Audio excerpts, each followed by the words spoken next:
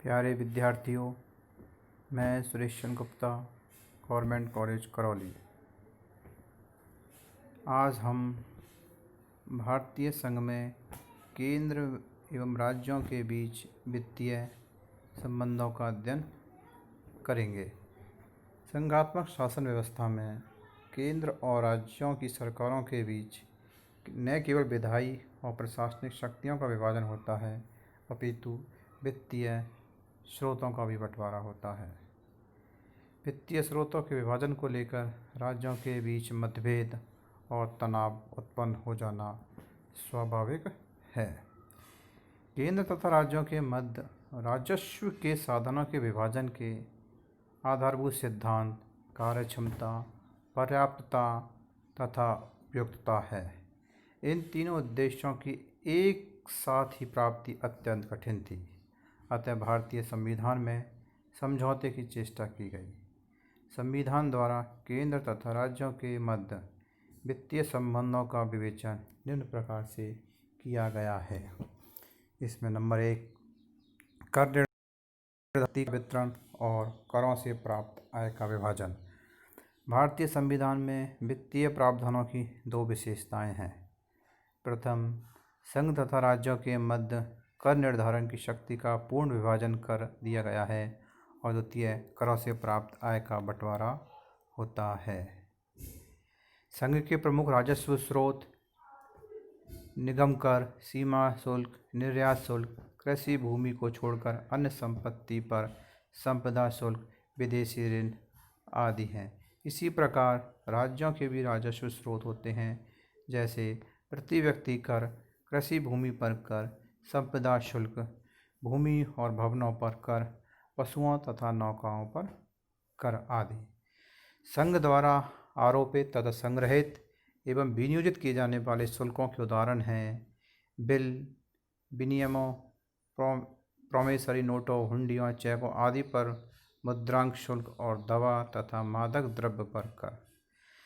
और कुछ कर ऐसे होते हैं जो संघ द्वारा आरोपित और संग्रहित किए जाते हैं किंतु राज्यों को सौंपे जाते हैं। उनके उदाहरण हैं कृषि भूमि के अतिरिक्त अन्य संपत्ति के उत्तराधिकार पर कर, कृषि भूमि के अतिरिक्त अन्य संपत्ति पर संपदा शुल्क, रेल, समुद्र, वायु द्वारा ले जाने वाले माल तथा यात्रियों पर सीमांत कर।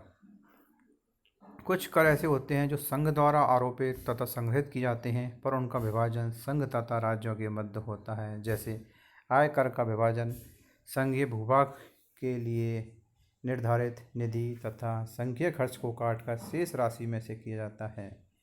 आय कर के अतिरिक्त दवा तथा शौक श्रृंगार संबंधी चीज़ों के अतिरिक्त अन्य चीज़ों पर लगाया जाने वाला उत्पादन शुल्क इसके अंतर्गत आता है।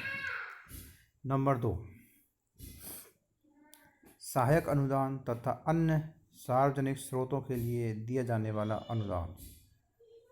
संविधान के अंतर्गत केंद्र द्वारा राज्यों को 4 तरह के सहायता अनुदान प्रदान करने की व्यवस्था की गई है। प्रथम, पटसन व उससे बनी वस्तुओं के निर्यात से जो शुल्क प्राप्त होता है उसमें से कुछ भाग अनुदान के रूप में जूट पैदा करने वाले राज्यों को दे दिया जाता है, जैसे बिहार, पश्चिम बंगाल, असम एवं उड़ीसा। द्वितीय, बाढ़, भूकंप एवं सूखाग्रस्त क्षेत्रों में पीड़ितों की सहायता के लिए भी केंद्रीय सरकार राज्यों को अनुदान दे सकती है। तीसरा आता है आदिम जातियों व कबीलों की उन्नति व उनके कल्याण की योजनाओं के लिए भी सहायता अनुदान दिया जाता है। चौथा है राज्य को आर्थिक कठिनाइयों से उबारने के लिए केंद्र राज्यों की वित्तीय सहायता कर सकता है। नंबर तीसरा इस पर पॉइंट है ऋण लेने संबंधी उपबंध।